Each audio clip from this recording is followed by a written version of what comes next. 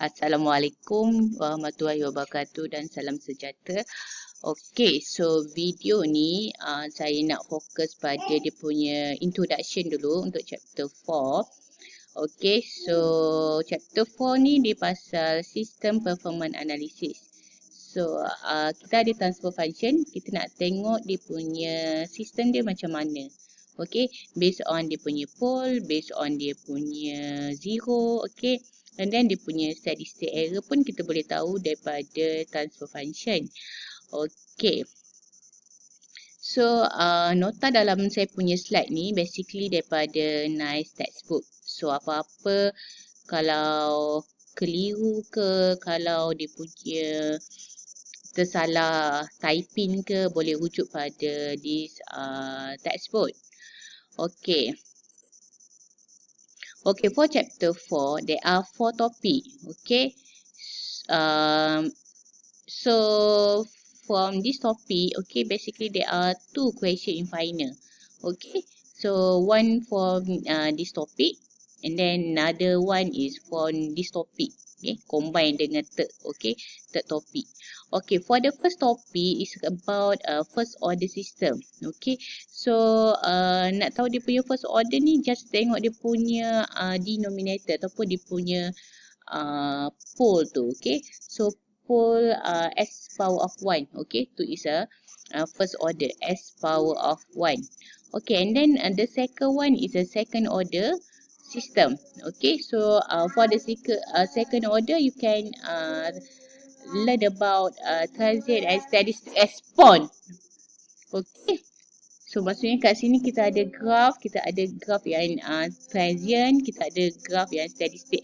Yang ni pernah saya tunjuk masa chapter 1 dulu. Okay, dia punya contoh graph tu adalah elevator tu. Okay, so boleh tengok kat situ. Kat mana satu dia punya transient, kat mana satu steady state response. Okay, so hopefully you still remember dia punya graph tu. Okay, and then for the third topic is about Rowe stability criteria. Okay, so maksudnya dekat sini kita ada satu polynomial equation and then you susun elok-elok, you jadikan dalam bentuk table. Okay, so dekat sini kita boleh cari dia punya stability. Kita boleh tahu dia, berapa banyak dia punya number of pole, berapa banyak dia punya number of zero kan. Based on this criteria lah kan. So daripada sini, okay, daripada sini kita boleh tahu maksud transfer function ni, stability dia macam mana. Sama ada dia stabil ke, stable, marginally stable or unstable. Okay. So tak perlu nak calculate. Just tengok dia punya graph. Okay. So dia ada kriteria dah. Nanti saya tunjuk untuk third topic. Okay. And then the fourth topic is a root locus. Okay. For the root locus ni kita ada a few step. Okay. So daripada okay, so nanti awak akan sketch dia root locus based on step-step dia. Okay, so untuk root locus ni kita just fokus pada dia punya denominator ataupun dia punya pole. Okay, so dekat sini kita akan gunakan, kita akan apply different parameter. Okay, different parameter ni adalah K. Okay, gain. Kita panggil dia gain. Okay, gain K. Okay, so kita nak tengok apa yang akan berlaku kalau different K. Kat mana dia punya stability. Kalau K ni greater than sekian-sekian number, apa yang akan berlaku. Okay, so just tengok pada dia punya root locus. So you can see, you can analyze, you can bagi tahu sistem ni stability dia dekat daripada K yang macam mana. K daripada kosong ke berapa macam tu lah. Okay, so remember in this topic there are 2 question for final.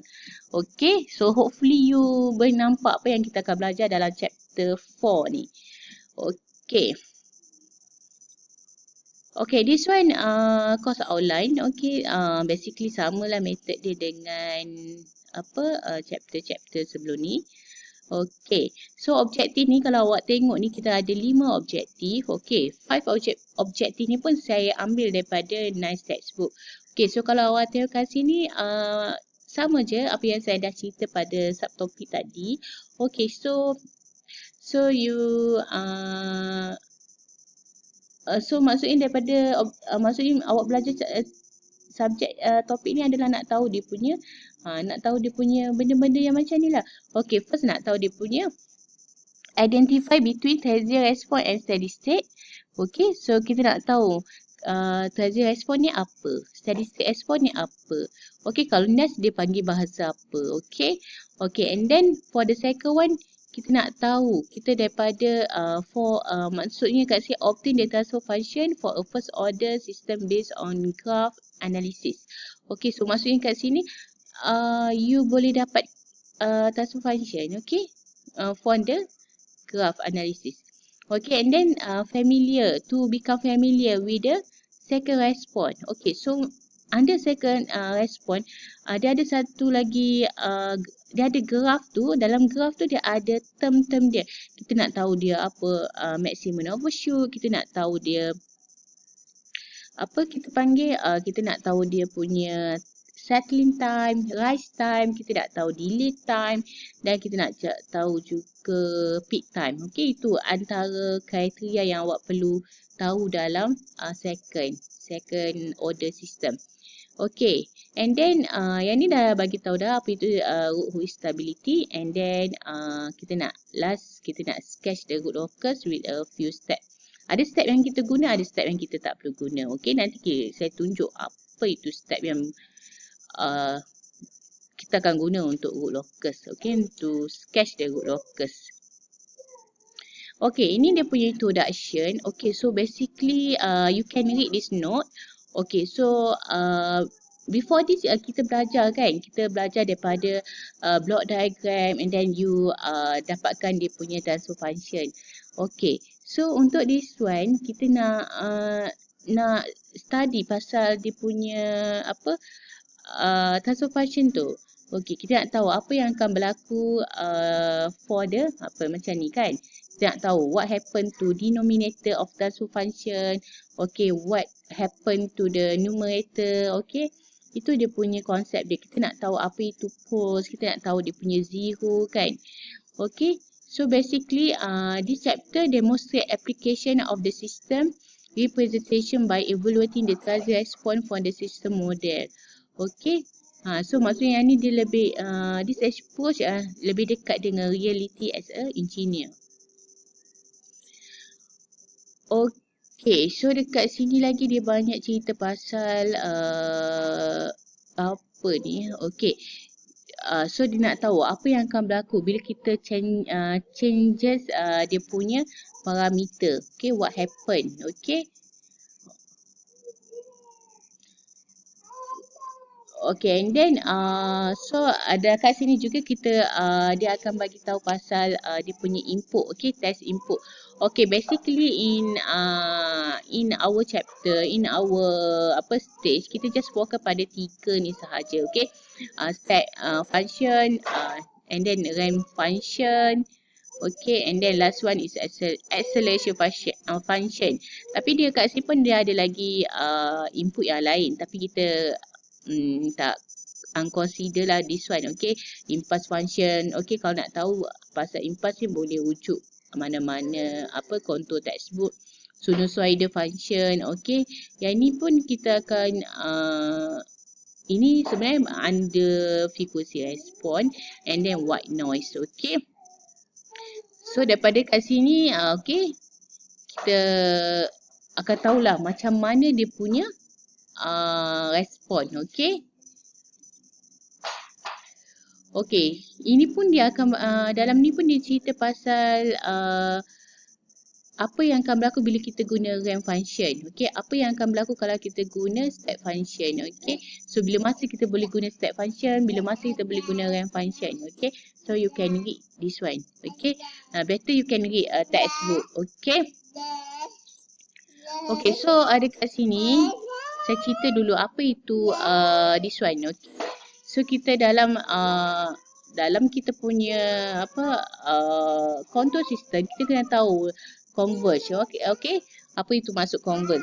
Okay, so converge ni dia boleh dikatakan dia punya limit exist and is a finite. So maksudnya you ada transfer function kan? You cari dia punya inverse function and then you masukkan the value dia apa infinity. So kalau you dah masukkan value bila value dia punya function tu ada ada number ataupun finite and then dia consider converge. Okay, but for the diverge, okay, so the limit doesn't exist or is a plus or minus infinity. Okay, so maksud dia mesti dia maksudnya dia plus or minus infinity. Okay, for chapter 4 also you need to know what is the characteristic equation. Okay, characteristic equation is the equation which is solved to find a matrix eigenvalues. Okay, this one is a mathematical, so you can find under matrix. Okay, so ataupun vector. So you akan tahu lebih detail apa maksud characteristic equation for matrix. Okay, this characteristic equation, okay, is the equation which is solved to find a matrix eigenvalue, also called the characteristic polynomial. Okay, for a general K multiply K matrix A. Okay, so you can use this one to find the this equation to find the polynomial equation. Okay, so I is a identity matrix. Okay. And then you can see here, okay, another meaning of the characteristic equation. Okay, so characteristic equation is obtained by equating the denominator of polynomial of the transfer function of 0. Okay, to 0. Okay, thus the characteristic equation is 1 plus GH equals 0. Okay, yang ni sangat penting untuk this one. Okay, nanti kita akan jumpa dalam root locus. Okay, basically adalah root locus lah yang paling penting kat sini. Okay, so yang saya kata tadi kita ada step input. Okay, so kena tahu macam mana bentuk step input tu kan. So step input dia macam ni selalunya saya boleh draw lah simple one. Okay, this one is a step input. Okay, ramp input something like that. Okay, acceleration is something like parabolic. Okay, okay, so hopefully you can boleh tahulah beza dia antara step input dan input acceleration input. Okay, so step input selalunya kita akan tulis 1 over S. Okay, sorry lah. Okay, this one 1 over S square. Okay, and then for the acceleration 1 over S cube. Okay, so tak cantik sangat ni guna mouse. Okay, kalau guna pen cantik lagi sikit. Sorry. Okay, hopefully you boleh nampak lah bayangan apa itu input, apa itu step input dan input acceleration kan. Okay. So, next is I'm talking about 4 tapi rasa macam tak cukup masa dekat saya punya slide ni.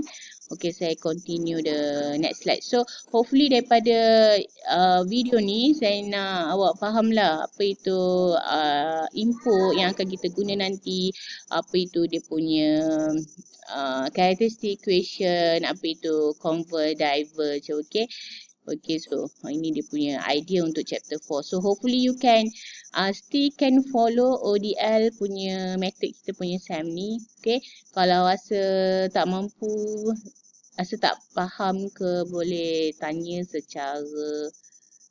boleh tanya saya, jangan malu-malu. Okay, that's all saya punya introduction to chapter 4. Okay, thank you.